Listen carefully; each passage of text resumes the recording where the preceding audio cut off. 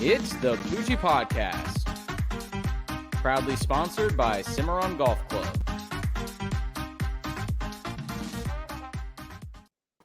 What is going on, Poojie crew? Thank you for being here for episode 115 of the Poojie Podcast. These episodes are flying by, and so is the NFL season. Already completed week 8 of the NFL season, which would typically be the halfway point. But we have 17 games this year, so not quite halfway just yet. That will occur on Thursday night with the beautiful matchup of the Indianapolis Colts and the New York Jets, So first and foremost, if you're listening on YouTube, thank you for tuning in. If you're watching live, please feel free to comment, ask your questions, comment your thoughts and opinions on what we have to say or what you have to say. But subscribe to the YouTube channel. Please leave us a review too on any podcast platform on Spotify, iHeart, Google, Apple, wherever you get your podcasts. Follow us. That way you can listen on the go. Subscribe to the YouTube channel, share the video, like the video, all that good stuff. Would really appreciate it. And shout out to all the sponsors who we love giving shout outs to as well, including Cimarron Golf Club, off County Road 210. They do a great job over there. But without further ado, not much to talk about today regarding the Jacksonville Jaguars, as they have let the whole city of Jacksonville down. Just the entire city of Duval is in shambles right now, coming off a win against the Dolphins in London and a bye week that we got to celebrate the win, not have to worry about a loss, and they come out looking completely flat. So I'm going to welcome the guys in here. We'll get this thing rolling. We have Jacob joining us after a 1 week off vacation during the bye week, and Matt Maynard is back to join us as well, and lucky for him, we have some Ravens football coming up this week. Ravens coming off the bye. Fellas, thank you for being here. Yeah, Ravens fan, got any good news? Yeah, anything good from you, Matt? I heard you had some news for us from the Ravens. Yeah, the Ravens are back, baby. We're gonna go. We're just gonna win it all. What happened yesterday or this weekend while your Ravens were on a bye with one of your players? Another injury. Of course, we can't escape that. He was shot by a stray bullet right in the calf, and he's doing fine. But just another person on the injury board, and it's not normal when you come out for another week and there's just another guy on the injury report. Well, that's not too bad considering he was shot in the calf, because I was shot straight in the heart this Sunday on my Halloween holiday. And I dude, honestly, like, I always feel like I go into these Jags games with expectations that aren't so high. Like, we were a 1-15 team last year. We're still a one win team right now. So what expectations can you have? But somehow this just felt like it just ripped my heart out. And I was like, what am I watching? Because each week I feel like we've gotten better. It's not like great enough to, like, put two games together, I guess. But this was the first week I felt like we actually just started going down after a previous good game, and it went really far down. And we had a whole extra week to rest and prepare, and they just looked like they weren't prepared at all. And I think Dewan Smoot said something weird about, them not being together, the team that is, after Wednesday. So I don't know if they were just off. I don't know if he was referring to game week or the bye week, but whatever they did, it wasn't good. Yeah, just completely unacceptable. The way that game was played, obviously on Halloween, that was the scariest thing I saw all day. In what was supposed to be a fun day, coming off a fantastic party here at Casa Fond Lake. And we were getting ready to enjoy a wonderful 4:00 game. Gave us enough time on Sunday to kind of regroup, get back to some sort of consciousness before our game started. And the Jaguars showed up like they had been out trick-or-treating Saturday night until 2 a.m., maybe drinking a little bit, and they came out completely in shambles. And it's quite impressive how dysfunctional they looked coming off of a bye week. And after that London game, we said it right here on the podcast, Jacob, you mentioned it, the Seahawks after the bye week originally looked scary with Russell Wilson and Chris Carson and DK Metcalf. And this was a game on the schedule that I think a lot of us had circled as a loss at the beginning of the season. And then as the season progressed, I don't even want to say we started buying into anything, because it wasn't like we were buying into anything specific, but I think the team had shown flashes of being competent and being competitive. Yeah. And the way I described it was that was just simply the most disappointing game of the season since the Houston game. And I would even go one step further and say that was more disappointing than the Houston game, because Houston game, we had, rookie quarterback, first NFL start, rookie head coach, first NFL start as a head coach, a lot of pieces that were new and fresh, not building chemistry. But watching this team build so much positive momentum, even through losses, just looking better over the course of the season, building up to a win in London against the Dolphins, we took in expectations to the Seahawks game of at least being competitive, and they looked anything but that. Well, when you look at the game preseason, you're expecting Russell Wilson, you're expecting Chris Carson along with DK Metcalf and Tyler Lockett. So I think the hope was, the team has looked like it's progressed. Trevor Lawrence has looked like he's progressed. So when you think, oh, wow, we're going to have a bye week, and then we're facing Geno Smith and not even Alex Collins, really. He was, their backup to Chris Carson, but he was still kind of banged up. So it was kind of a mix of guys. So you think, okay, the giant, which it's not the same giant as it once was, but with Russell Wilson, it's always a giant. That giant wasn't as big and scary as we thought, but somehow we let, Tyler Lockett going off doesn't surprise me. But, when Geno Smith's the quarterback, I think I saw his splits, like since he's been starting, that when he's pressured, he's awful. Like when he's not pressured, he's very good. We saw that. And I just don't think we had the pressure to really affect him. So this is the first time I think we got to question like what they were doing. Because right before this week, Urban Meyer said the excuse of a rookie quarterback is out the window. And, the excuse of, not winning a game. I don't forget the second one. I don't know if that was that, but he's like, no more excuses, basically. And so what do you say now when this happens? Yeah. Matt, anything from you? I don't know, Jacob. You mentioned about not having the pressure. I think you're talking about you're not having the right personnel on the field. As I don't know how you expect the rest of the game to go as well when you have back-to-back plays of 12 men on the field on defense. I just don't think how you expect. One, it's embarrassing, and two, I don't think how you expect the rest of the game just to go as planned as well as it should be after that. That is actually documented as the first time in NFL history that that's happened, where there's Back to been back. That's back-to-back plays with 12 men on the field for one team. And not only that, you take a timeout to try and correct it, and you still get it wrong. And it's quite unacceptable. We'll put this out there. Obviously, it was the Jaguars playing in Seattle, which they've done that 4 times and have not lost by a closer margin. Well, one, they have never won. They're 0-4 in Seattle all time, and they have not lost by a closer margin than I think 20 points, I want to say. So it's been a rough sledding for the Jaguars when they go to Seattle. Nonetheless, not an excuse coming off a bye week. Hell, not an excuse coming off a regular week. You're in the NFL. You know where the cities are. You know what you need to be prepared for. And if you play the NFC West or the AFC West any given season, you can't just at the beginning of the season say, okay, that's an automatic 2 losses because we have to go to Denver or we have to go to San Francisco, or in this case, we have to go to Seattle. These are grown men getting paid millions of dollars to prepare professionally every single week, and to have an extra week of preparation as a 1-5 team, not take advantage of it. As you mentioned, Dwayne Smoot saying we didn't spend a lot of time together as a team. Why? This team's not 5-1. This team's not 4-2. It's not like we can just step on the field. It's not like the team's been playing together for more than 6 weeks anyway. So this is not a cohesive team. The chemistry among players is god awful. We have players that have been playing together for less than 2 months. And when you look at the successful teams in the NFL, you're looking at teams that have built a chemistry amongst their players year in and year out. And you look at the Tampa Bay Buccaneers bringing back all 22 starters from the Super Bowl winning team. That's the type of team that, yeah, you could probably take a day off and pick up right where you left off. But when you have free agents coming in, when you have, some trade pieces coming in with Dan Arnold, so on and so forth, you're putting a product on the field of players that are not used to being near each other. And to take time off and to even have a player say that in the post game is unacceptable.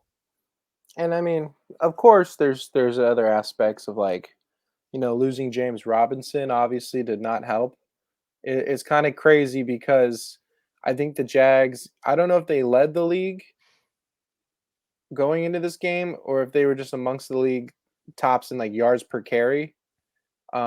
I could be wrong about that, but I know that like James Robinson is. And it's funny how when you take out James Robinson, usually credit a good running back to their offensive line play. For the most part, like different guys make it better than just the offensive line. But I guess James Robinson is that type of guy that, adds more value to just a decent offensive line because Carlos Hyde doesn't get the same yardage. And, we got Devine Azigbo coming back. It's just funny how you lose our version of Derrick Henry. Like without our Derrick Henry, almost, it's like the offense doesn't work anymore all of a sudden. I think their offense is actually going to still work because I think they have competent players. But yeah, it's just interesting. And someone that's really disappointed me as well is LaVisca. Because I think when DJ Chark goes down, you think, okay, that really is a hard blow. But guess what? We have LaVisca Chenault to come in, second round receiver, hasn't had as much of a spotlight on him, and now he does. And he's kind of disappointed me, like dropping balls, not making plays. And I just don't know what I can expect Trevor Lawrence to do when these offensive pieces aren't helping. Yeah, in a guy like LaVisca Chenault, like you go back to pre-draft coverage, and not to pull out any specifics about measurables or ability, but there's a reason guys fall past the first round, and we knew it wasn't because of LaVisca Chenault's size. He obviously has the size and strength, but there's a reason guys fall. And typically when you see a guy succeed in the NFL that falls to the second, third, fourth round, you look at, we went over this the other day, Jacob, DK Metcalf, AJ Brown, Terry McLaurin. I mean, these are guys that were second, third round picks. And those are the types of guys that I think find a good system and they're able to blossom. They're able to continue building their game. But then you look at some guys like a LaVisca Chenault who gets drafted, or even, like a JJ Arcega-Whiteside from the Eagles, someone that gets drafted in the second, third round, and there was a reason they fell past the first round. And maybe the reason was because his route running ability was insufficient, or maybe he did have a case of the drops in college, whatever the case is. And I think now those weaknesses are being exposed, whereas Jaguar fans, we thought that this time of him being on the field was going to give him the ability to blossom and flourish. It's almost doing the exact opposite and giving him a platform to show some of his weaknesses rather than what we had viewed as some of his strengths. Matt, anything from you, man? No, I mean, I think you guys really hit the point. I just think with this week, I think y'all just need to kind of just flush things out and move on to the next week. I think Urban Meyer should just take this week as a learning curve, as okay, this is what happened. We can't allow this to happen again. It's unacceptable. And I think it also comes down to leadership of the team. Like Jacob, you were saying, Smoot was saying that the guys really aren't hanging out together. Why is that? I think if you guys start building the chemistry and you start figuring out everybody's tendencies, you can only move forward from here. But like I said, I think you just got to flush this one out and just move on to the next game. And I will say this, what was so frustrating, well, a lot about the loss was frustrating to me. A lot about the entire game was frustrating to me. But what was frustrating is typically when the Jaguars have lost games in the past, even this season, the defense has played well enough to give the offense chances to remain close in the game. The defense, has held it to a 3 or 7 point first and second quarter. There's been games where, it's been tied after the first quarter and the offense just couldn't get clicking. Well, if you blinked at any point around 4:45, the score was already 14-0 within like the first two drives of the game. Geno Smith, a guy who was ranked 36th and 35th out of 36 eligible quarterbacks that had at least 3 starts this season, his previous 3 starts, he had ranked dead last or second to last in most passing categories. I guess I'll say most important passing categories, completion percentage, QBR, and we made him look like Peyton Manning out there. I mean, and that's just the story of the Jaguars. The Jaguars are the get right type of team for any team that's struggling. The Seahawks on a 3-game losing streak, they view the Jags as an opportunity. Okay, let's get right. Let's use this as a tune-up game almost. And I'm sick and tired of being the tune-up game. I don't want to be, that cakewalk game that teams view us as of, okay, let's try this new scheme. Let's try this new play because we know we have the ability to. That was the frustrating thing for me, was the fact that the defense from the very beginning even looked down, even looked incompetent. It wasn't like this was a 7-0 game after the first quarter or even a 10-7 game at halftime where we were sitting there saying, come on, offense, pick it up. Like your defense is giving you chances. It was constantly bad on both sides of the ball and very close to a shutout. Seahawks 31-7 over the Jags. And not only bad on both sides of the ball, all three phases. The Seahawks score a touchdown on an onside kick attempt down 24-7. And the Seahawks, Travis Homer, recovers an onside kick, takes it back 40 yards for a touchdown to make it 31-7, and that's the end of the game, whatever. The game, the Jags were losing regardless, but it's not the outcome of potentially winning if you recover that onside kick. It's just, that was just the day. Like on all three phases, they looked awful. I mean, any other things that you take away from this game, whether it be positive or negative, Jacob, moving forward, how the team can respond, if there's even, motivation or buy-in from this team? Well, the only reason I am confident, and I'm not confident as in like we play Buffalo this week, and I'm not confident in, well, we're going to go beat Buffalo. But what provides me hope, and more so for the future, is that I think Trevor Lawrence he's the type of guy, and he's not like a Blaine Gabbert type of guy or a I can't even think of some other quarterbacks that I'm trying to think of. Like, he's going to move on from this game, and he's going to not let it affect him. He's on to the next game, I think. Like, mentally, I think he's that type of guy. He forgets and he moves on and he rebounds. And like, we have a guy that can do that. The team around him is not there to like go on a run yet, but I'm proud to say that the Jags have a guy that this was an awful game, but this isn't going to become a trend for him. James Robinson did get nicked up. He avoided something more serious. He's day to day. I argue that I don't know what it's really like day to day, like what his injury is really like, but I would potentially just not play him against the Buffalo Bills. I think there's almost no reason, unless he's like close to 100%. If he's like a game time decision, don't even play him. We're going to lose this game. It's against a perennial contender. Let him sit. We'll get blown out. Keep him healthy because he's going to be important for the rest of the year for this team and Trevor Lawrence to get some good experience and actually be competitive throughout the season, because obviously with him out, we're not. Yeah, no, and I completely agree with that.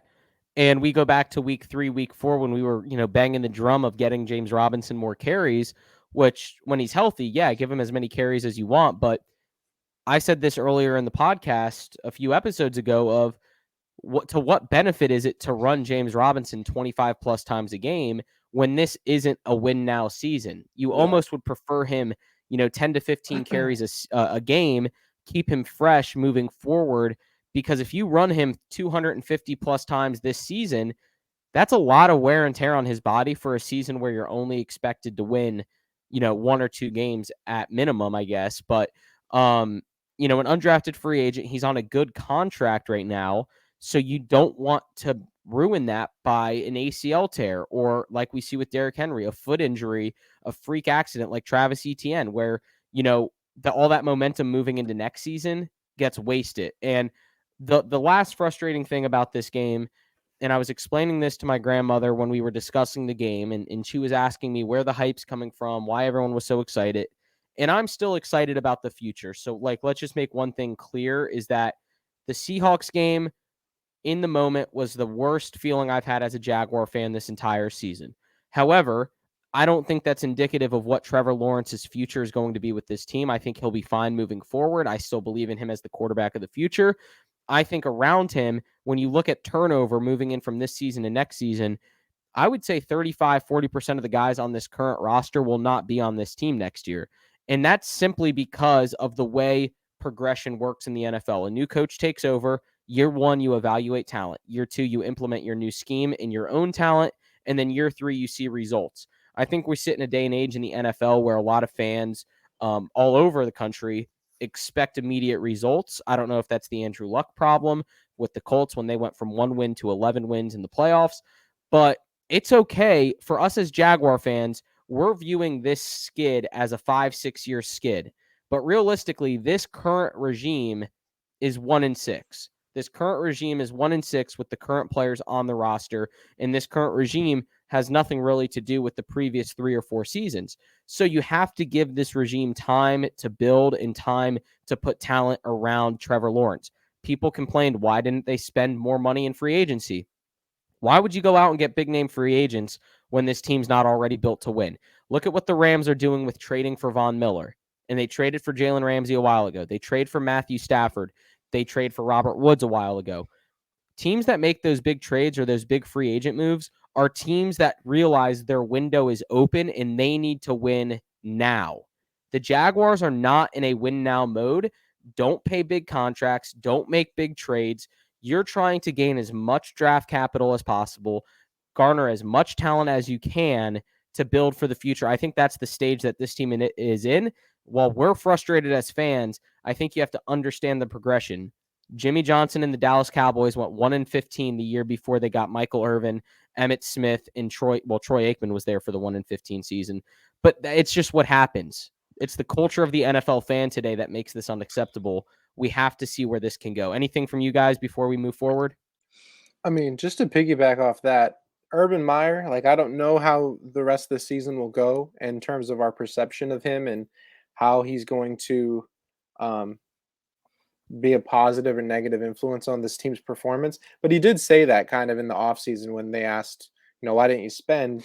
There's a self-awareness there of like, we are not the type of roster to spend money like that because we aren't close, like you said. So any kind of moves we expected today, like if you're watching this probably is yesterday, we didn't make any moves for like a receiver. We didn't make any moves for maybe like, I don't know who we would want, but Deshaun Jackson got released. I don't know if they check him out. He's a bit old, but he's like more of a deep threat we're missing right now. Tyron Johnson showed up and it looked like he played some snaps, but yeah, we're not a team that you can just add something and now it's going to work. You're going to have people develop and then add some things over the off season. So we're just going to have to take these lumps and hope that Trevor Lawrence learns from them. It's good thing that he's taken these lumps and actually like seeing how it can be bad because he'll learn and know in the future how to overcome some of these kind of things. Yeah, and I think the easiest analogy to use is when you look at the construction of a house or even a fixer-upper, a house that you buy for $50,000 that's all beat up, torn up, roof is gone, drywall needs to be redone, floors need to be redone. Let's say you buy a brand new house and there's no electrical, there's no plumbing, the flooring has to be redone, right? You don't go in and the first thing you do is buy a 60-inch plasma or 60-inch LED TV because you bought this brand new house and you want to sit and watch the football game. Isn't that what you did? But the house didn't need to be fixed up. I'm just kidding. The house, yeah. I just thought that was funny. Yeah, but the analogy is you don't go out and buy luxuries when you buy a fixer-upper. You focus on the electrical, you focus on the plumbing, the water, the heat, the HVAC. You take care of all the necessities before you focus on buying the luxuries. And this team is in a situation right now where they have to focus on the necessities, which they've done with getting the franchise quarterback. Next step is finding, building the structure of the offensive line, the offensive weapons, and so on from there. So the luxuries of the free agent market, the luxuries of the draft, those things will come as the team progresses. But for right now, this team is in full fixer-upper mode. I'm going to read you guys some stats real quick. We're going to play a game. You're going to have to guess which team is which, okay? So this is from the Jags-Seahawks game on Sunday. Obviously, we know the Seahawks won 31-7. First downs, one team had 20, one team had 17. Who had what? I'll go with the Jags had 20 because I think the Seahawks just had less plays, but maybe big plays. Perfect, yeah. Jags 2017. Matt, we'll come to you. Total plays in the game. 52-74. Who had what? I would say Jags had 74. Jags had 74. 22 more plays than the Seahawks did. Total yards, Jacob, we'll go to you. 229 versus 309.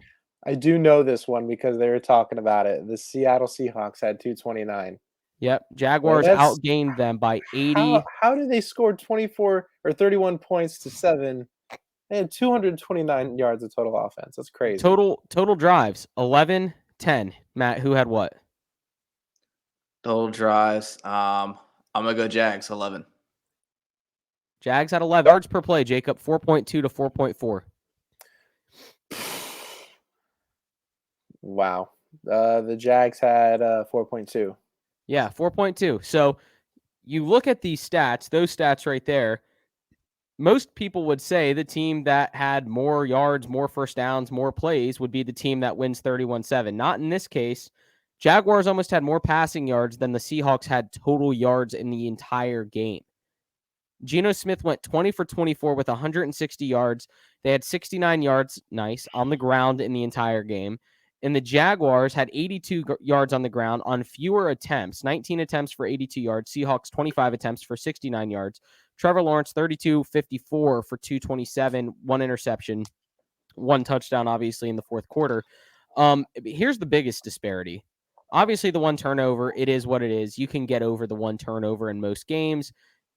Having a one turnover margin is not that detrimental to the team, and that's not what caused a 24-point loss. Here's the biggest thing. 12 penalties for 93 yards for the Jaguars. 12 penalties. I wish this showed me stats on first downs off penalties, because most defensive penalties are accompanied by an automatic first down. Let's just remember that. We had a sack, we had an interception that was called back by a roughing the passer. Or no, we had an interception that was called back by an offsides when Caleb Von Chason slipped at the line of scrimmage, and that had followed a play that was a incomplete pass on third down that ended up being a roughing the passer, I think by Smoot, I want to say. Maybe it was someone else, but no, maybe it was Rudy Ford, number 6. So like those types of plays are plays that a 1-5 team cannot make and still expect to win. Just extremely undisciplined. We saw it all over the field. And Jaguars go for it. Just to say something about that, what's pretty interesting is we're used to the Jags having a bunch of penalties, but for the most part this year they have not been a very penalized team. And to hear that they had 12, and I just pulled it up as you said that, they're currently sitting at 1, 2, 3, 4, 5, 6, 7, 8, 9, 10, 11, 12, 13, 14th in the league now in terms of penalties. You said they had 12, correct? Yes. So let's say you take away 5 and they had 7. Like that's not even great to have 7 penalties, but that then puts them in the top 6 or so of the least penalized teams. So it's actually really crazy to think a team that's not been too terrible at penalties and making these mental mistakes comes out of a bye week and it just has this collapse. And yeah, it's not normal because we're used to having Jags teams that just have penalties all week, every week. So that's very out of character for this year's team. Yeah, it's ridiculous. And I mean, maybe the Dolphins game provided us too much optimism going into Seattle, with Seattle being banged up and stuff. And maybe we had the wool pulled over our eyes and we should have seen through it. Going to Seattle is never a fun time for Jags fans, as we know. Gus Bradley took a team there and lost 45-7 or something a few years ago. Anyways, guys, awful with the Seahawks game, awful performance. But we've accomplished 2 things this year, and that is do not go defeat it. We've won a game, and Trevor Lawrence has looked decent. I will say decent. He's looked good over the last 4 games. He's looked decent this whole season as a whole. But let's look elsewhere around the NFL. On Thursday Night Football, we had an exciting game, Matt. I know we were watching this one. 24-21 Packers over the undefeated Cardinals at the time. Crazy game there. What did you take away from that game, Matt? Oh, man. Kyler Murray, I think, didn't have his best performance. I didn't think the Packers also had the best performance, and both teams are banged up. Not having Devontae Adams, not having their entire receiving core. But I think the last play of the game just kind of summed it up. I don't know what AJ Green was looking at or what he was thinking, but it was tough. I mean, it was a great game overall. Packers did what Packers do. They came in with the win, and Cardinals had a chance at the end and just didn't come out on top. Yeah, honestly, felt like one of those games that the Packers were going to win, because they're the type of team that just senses the blood in the water and the opportunity to upset some people. And when it looks, the Packers are the ultimate team of when the cards are stacked against them, they do the exact opposite. The Packers had no excuse to win this game. I don't know if it's Aaron Rodgers. I don't know if it's just the city. I don't know what it is, but they are like in any situation, you can look at all factors of a game and say that team will not win and the Packers will find a way to win. This game was in Arizona without Devontae Adams, without MVS, without Alan Lazard. Randall Cobb's running around out there, left his walker on the sideline like he's that old. But they go out and make plays. They still have Aaron Jones. AJ Dillon still makes plays. And they even tried to throw this game away at the end. They get down to the goal line. They can't get the job done. The Cardinals march right down the field. And if it's not for a boneheaded play by one of the most disciplined receivers in the league, AJ Green, this game very well could have been 27-24 or 28-24 Cardinals. But nonetheless, Packers take it away, and they actually, I think, control first place in the NFC right now with that win. So kudos to the Packers and the fans out there.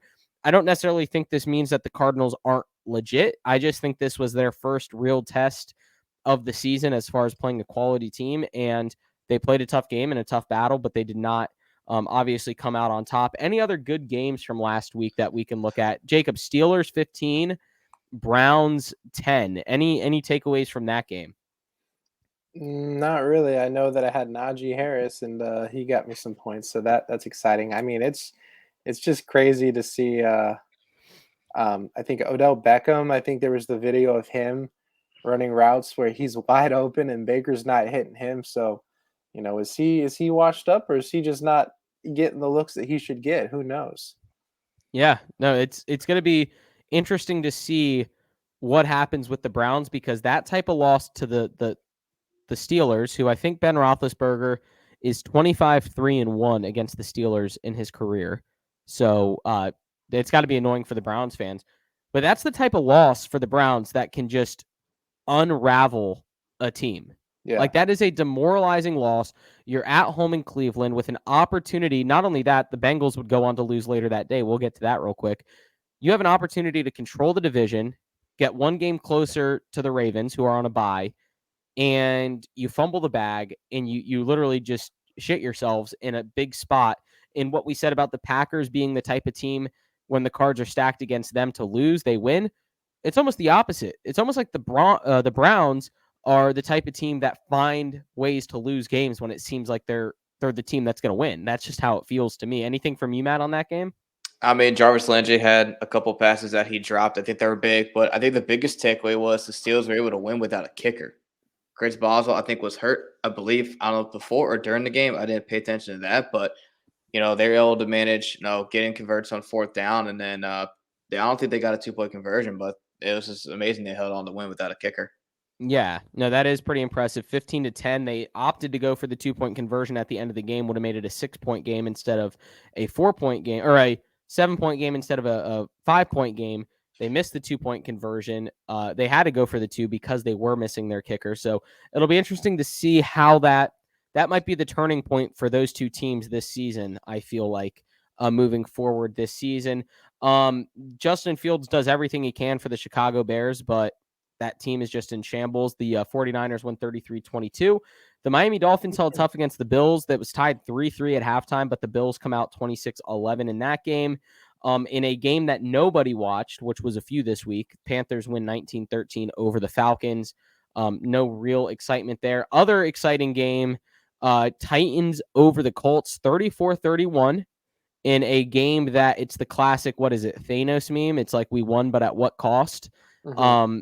Titans come out on top 34-31 in overtime. Jacob, did you get a chance to see any of this game or recap any of this? I mean, the only thing I was watching was Ryan Tannehill because I had him in both leagues, and I had no idea at the time that Derrick Henry had gotten hurt. So to hear that they won like they did without him really being as effective in the game, it's kind of, I don't want to say surprising, because somehow it seems like, I don't know if this Mike Vrabel just has his team just really solid year in and year out, because they always seem to not look like they're going to start the year and like be good this year. But then they end up, kind of powering through. And by the time we get mid-season to the end of the season, they're looking like they're going to win the division. They're going to look like a playoff team. And losing Derrick Henry, but still having A.J. Brown, Julio Jones, who I don't think played, they're not done yet. So it'll be interesting to see what Adrian Peterson does since they signed him. I don't know how effective he will be because I don't think you just replace Derrick Henry. He was in his own class. So we'll see what they do, but maybe it helps them out because there won't be an obvious kind of workhorse back there. So maybe they throw people off a little bit. Yeah, and Matt, go for it. Were you going to say something? Yeah, I was gonna say I wonder how many fantasy owners had a heart attack when it saw Derrick Henry might be out for the year. Quite And a bit. how and obviously that sucks for Derrick Henry. Like I don't wish injuries on players, but how nice is it like when you see a player like that and you're like, oh, good thing I don't have him because that would be detrimental. Like every first place team in every league probably has Derrick Henry, and they're probably like, oh no, I've been first place all year, but now what do I do because he's carried me to this point? Now So you just have to switch it up, Now the MVP race is pretty much out of the category for him. Because I think he was a front runner. I know Sebastian's got to be scratching his head. I think he's got Derrick Henry and James Robinson, who both dealt with injuries this past week. So I'm sure Sebastian in our league is going to be scrambling to try and figure out how to remain in the top spot of the league for our college buddies. Jets upset the Bengals. Honestly, if you had to recap this whole week, it was the week of just obscure results. I think a lot of people thought the Lions were going to be competitive with the Eagles. That was 44-6. I think a lot of people thought the Bills were just going to steamroll the Dolphins. That was 3-3 at halftime. But ultimately, Jets 34-31 in a game that the Bengals were winning 31-20 with like 6 minutes to go or something. And Western Kentucky alum, Hilltopper Mike White, shades of Vinny Testaverde, whatever you want to call it, whoever their last good quarterback was. Jets 34-31 over the Bengals, who have now beat the Titans and the Bengals, maybe the two best wins on any team's schedule. That's 2-5 this season. So huge win for the Jets. Anything come out of that game? Is this the Bengals being pretenders? It's possible. I don't know. It's kind of happy as a Ravens fan. It's happy and it's also upsetting. It's happy because the Bengals lost to a mediocre team, but it's also upsetting because it's like you just lost to the Jets. So does that loss now make us look bad going forward?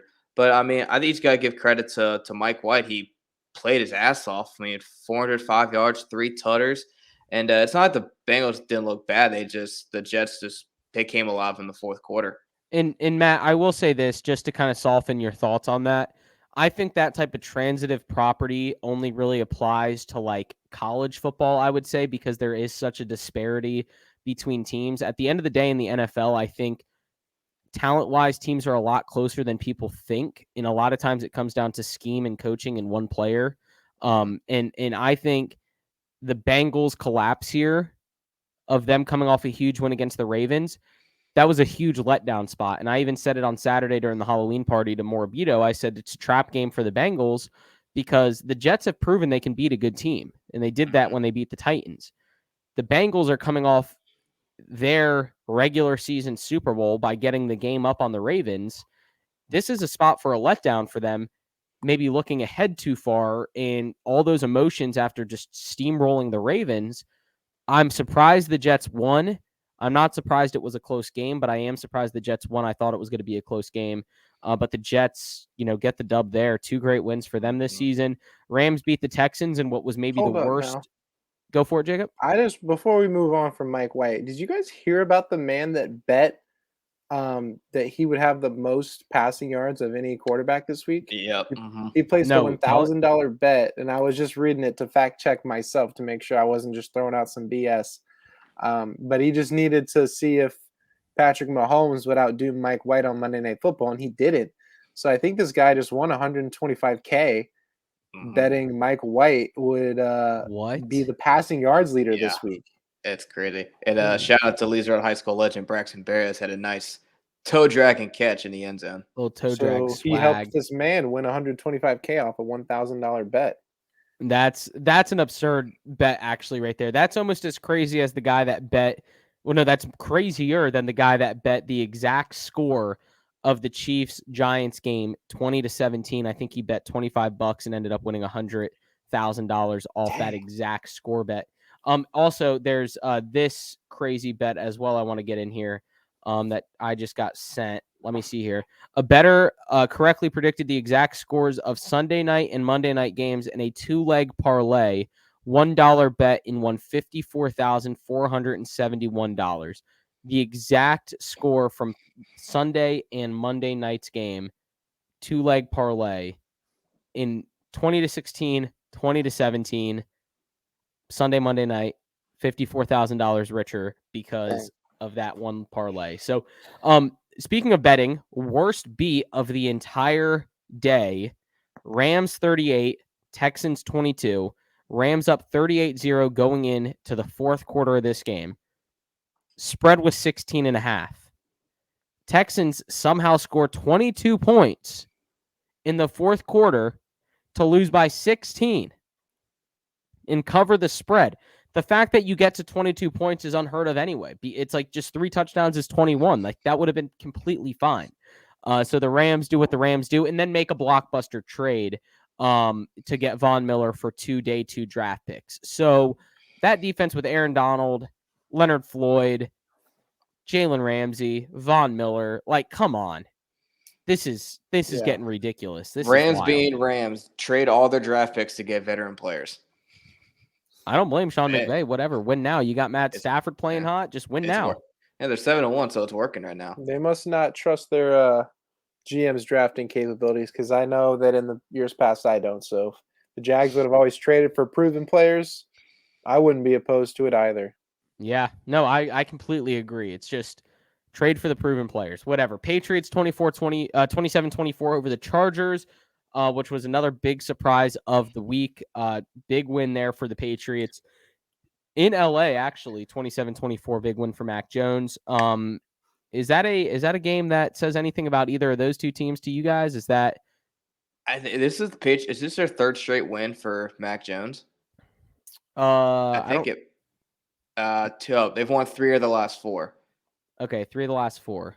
Yeah, but I mean, this could be a turnaround for the Patriots, and I mean, I think it's tough for the Chargers too after losing to Rams and coming to the bye week, and then just not necessarily dropping an egg, but you had opportunities against New England, they just couldn't convert. Yeah, that was kind of it was a fun game to watch nonetheless. I saw it was 27-17 at one point, so not sure how close it really got at the end if the Patriots got the ball back with a few minutes left and just ran out the clock. But Broncos 17-10 over the football team. Saints 36-27 over the Bucs. I think the Saints are 7-1 in their last 8 tries against the Buccaneers. Unfortunately for the Saints, that one loss I think came in the NFC playoffs last year, which the Bucs would then go on to win the Super Bowl. But the Saints lose Jameis Winston for the year with an ACL tear. It doesn't stop him from dancing and celebrating in the locker room. If you haven't seen that video, go check that out. He just dances on crutches now. So Saints 36-27. We'll run through this real quick and get to week 9. Cowboys 20-16 over the Vikings without Dak Prescott. Cooper Rush comes in, leads the game-winning touchdown drive. Chiefs find a way against the Giants 20-17. Those 3 games, guys, takeaways from those 3 games in a short few sentences. Saints 36-27 over the Bucs, Cowboys 20-16 over the Vikings, Chiefs 20-17. Anything about those 3 games?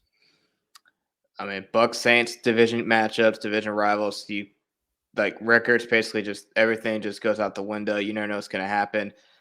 Cowboys Vikings, I was more shocked to see how well Cooper Rush played, and kind of disappointed the Vikings also. They couldn't come with opportunities. He had 1 touchdown first quarter, then field goals the rest of the way there.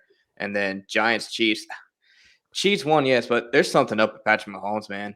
He still did not look good. I don't know if it's a mental thing or I don't know if he's hurt or whatnot. He's not saying anything, but I'm kind of worried for if you're a Chiefs fan right now. Yeah, I said to Justin when we were watching that game, it was like normally I see Patrick Mahomes throws these deep bombs to like Tyreek Hill or somebody, and it's like, wow, that was a really accurate throw. And then, like, last night, I just saw him throwing up some deep bombs that really didn't go anywhere. I'm like, was he just always throwing them up and just, like, someone was making a crazy play, making him look good? I think he's better than that. I'm not saying he's not. But, yeah, like, it's maybe he's just more human than we thought. I don't know. It's also – oh, hey, Devin, how's it going? And, the Eagles might be one of the worst teams. Hey, Devin, I didn't – Devin's here. Apparently they're saying the Eagles are the worst team after that performance. I'm not going to lie. I saw the notification that Gardner Minshew was coming in the game, and I was like, Oh boy, the Eagles Just must messing with be you. losing really bad. And We then I are saw, not saying that, Devin. We are not saying that at all. In fact, we are saying that was a spot. Oh well, he can't hear us, but that No, was a spot he that I walked think a away. lot of people thought that the But Lions were going yeah, to. That was a spot that a lot of people thought the Lions were going to maybe get a win, and the and they Eagles just didn't. completely shut them up Yeah. in a good way. Yeah. So But go back to Patrick Mahomes. He can't even make the short throws. Like he struggled with that, and it's like as soon as he thinks the pocket collapsed, he's got to run around, and he gets nervous. Maybe he's afraid that Jackson Mahomes is going to make another TikTok and just embarrass him. yeah, that whole thing's ridiculous. I don't even want to get into that, but that's got to stop. So, yeah, interesting. I am still worried about the Chiefs because that's a game that they should have won handedly. Did not, again, not covering a spread, which is kind of not shocking at this point. I don't think they've covered a spread in quite some time. Cowboys, they did Cowboys things and remain afloat in the NFC, which is afloat at the very top. I mean, let's move forward to week 9. Jaguars, Bills. Let's just 2-minute preview of this game because I don't really think there's much to say. Coming off that Seahawks game, my expectations are 6 feet under at this point. I'm just excited to not have expectations at this point because now I can't get hurt anymore.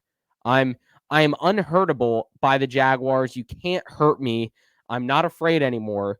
I will watch you lose 40-0 and it won't hurt me because of what happened in Seattle. Jacob, what do you got to say? I thought that they couldn't hurt me either, and then I found out that I still cared when I was watching this game. Who is playing as the number 2 receiver right now in Buffalo? I know Stephon Diggs is obviously number 1. Emmanuel Sanders. It's Emmanuel Because I Sanders. don't know. I mean, he had 0 points. So if that's the case, like Cole Beasley, maybe. I know Cole's Prove played me, right? well. Gabe Davis had a touchdown. Gabe Davis, yeah. I would say that whoever is the number 2 receiver for the Bills this week is going to have a field day, as did Tyler Lockett. Now, DK got the 2 touchdowns, but I think we'll have Shaquille on Stephon Diggs. I'm curious to see. I feel like we can stop and slow like Zach Moss in the run game, but I feel like they're going to be passing on us, and it's whoever's that number 2 receiver is going to be catching deep bombs, and the defense is going to be tough to play against. So I pray for Trevor Lawrence. FanDuel stack of the week, the entire Buffalo Bills on the defensive and offensive side of the ball. Just Josh Allen, Stephon Diggs, Emmanuel Sanders. Should I do that? Cole Beasley. I might Gabe make Davis, one like that. Dawson Gabe Knox. Davis in your flex. I Dallas might Knox join at one of tight those end. where it's like you have 3 entries, 5 entries, and I might just make one like that. And honestly, the thing is all those people might actually cost you some money because people know they'll pop off. But you know what the sad thing is? The last time the Bills visited Jacksonville, I think, was that wild card game. And man, did we think these two teams were heading in completely different directions. Jaguars go on to win that game 10-3, whatever. It was a dud game. You get the win. Bills lose that game. Tyrod Taylor and Nathan Peterman are their 2 quarterbacks at the time. We had just extended Blake Bortles, and here we are, 4 years later, and we're the 1-6 team. They're the team that's leading in the AFC or near the top. So it's going to be a revenge game. Yeah, oh my God, such a revenge game of the Bills coming back to Jacksonville. I expect the stadium to be painted blue and red. Don't mean to be negative, but this is going to be a Jags fans sell your tickets at a premium type game, even though I don't support that. I will be there as a Jags fan watching the game. I don't know. I think as a Jags fan, if you're tailgating, just watch your table. Watch your table. That's the biggest thing we got to worry about. Dang, what was I gonna say? I had something. Here's the deal: is no, not you. It was Ren Justin. I'm not afraid to say this. Jets go out and beat the Bengals and the Titans. Okay, great.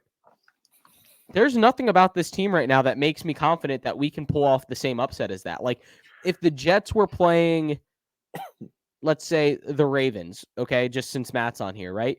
There'd be part of me going into that game, especially if it was in New York, that I'd be like, man, the Jets have done this already twice this year. Maybe they have a chance to keep it close. But the Jaguars have done nothing to prove. I mean, they beat a 1-6 Dolphins team, 1-7 Dolphins team. Yeah. And that's what we're excited about. And there's nothing good coming out of it. Jets on a short week at the Indianapolis Colts, who come off an emotional loss to the Titans. Carson Wentz, ugly interception on the goal line to put the Titans up, then marches the team down the field to tie the game 31-31. Titans win in overtime, like we mentioned. Jets, Colts, hopefully there's good college football on. The World Series will be over by then, but that's the Thursday night game coming off of Packers, Cardinals last week, so I guess the NFL just wants to toy us around with Thursday night games. Browns, Bengals could be a good game this week at 1 o'clock, 2.5-point spread for the Bengals. Cowboys, Broncos, whatever. Texans, Dolphins. Oh, my God. Barn burner. Oh, God. Saints, Falcons, whatever. Raiders, Giants. Jeez. Patriots, Panthers. Vikings, Ravens. That concludes the 1 o'clock games. What one out of those 1 o'clock games most intrigue for the Poojie Podcast 3-piece combo meal? What do we got? I mean, I have my pick. Do you think it's gotta be I think one of the two games of either Baltimore, Minnesota or Cincinnati, Cleveland, I think. Is that one of yours?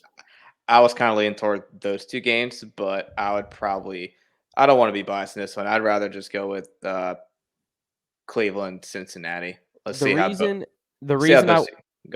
The reason I want to go Cleveland, Cincinnati is if the Vikings had won this past week, then I would say that game, because that'd be 4-3 versus 5-2, and that's kind of more exciting, whatever. Browns, Bengals, those are both teams that are coming off just awful losses this past week. They're gonna be hungry to beat each other up, and it's a divisional matchup, so we kind of have to go with that. That's the closest spread. Well, Vegas Giants is 2.5 points too. Or do we just have fun with this and just say screw it and just go Houston, Miami? Texans, Dolphins. Thought about it. Dolphins are 6.5-point favorite. Here's an interesting stat. They're both 1-7. The Texans haven't won a game on the road yet, and the Dolphins haven't won a game at home. So there's going to be a first for either one. Or we're going to jinx this. It's going to be a tie. What do we got? What's Cincinnati? Breaking news, college football playoff rankings. Cincinnati is 6. Cincinnati's at 6? It looks like it. No way. Don't you just call that? Cincinnati at 6. Let's go. So breaking news, Cincinnati's at 6. Actually not breaking news. Welcome to the show, Cincinnati. Yeah, at least you're 6. We're UCF fans. We know what it's like. Yeah, 6 is amazing. I wish we would have been 6. Oh my gosh, you guys get to start number 6. Wow, Oregon at 4. So all right, so we'll go Cleveland at Cincinnati. Let's run through this real quick to finish it out. Chargers at Eagles, 4 o'clock games. Packers at Chiefs. Cardinals at Niners. These are actually, Jesus, talk about a 4 o'clock slate. Thank God the Jags game's at 1. What do we like here at 4 o'clock? Chargers at Eagles, Packers at Chiefs, Cardinals at Niners. I like the Cardinals at Niners.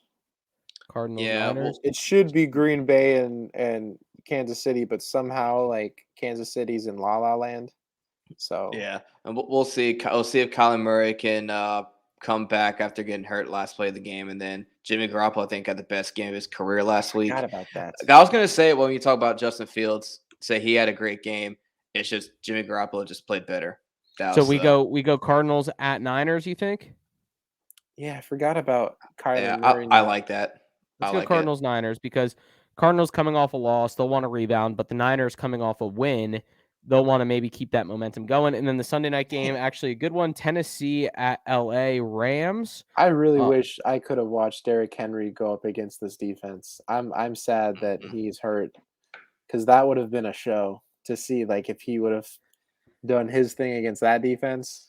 That would have been very, very fun to watch. Very fun to watch. That's going to do it for us, guys. Anything else from you before we head out for the evening regarding anything in the world of sports? I know we got World Series Game 6 tonight, so when people are listening to this, either tonight or tomorrow, it could be a Game 7 coming up. Maction starts tonight. There's football every day between now and Thanksgiving Day, which is kind of exciting. Actually, very exciting. Anything else? Hard Rock Sportsbook came out in Florida. Florida sports betting is now a thing, at least through them.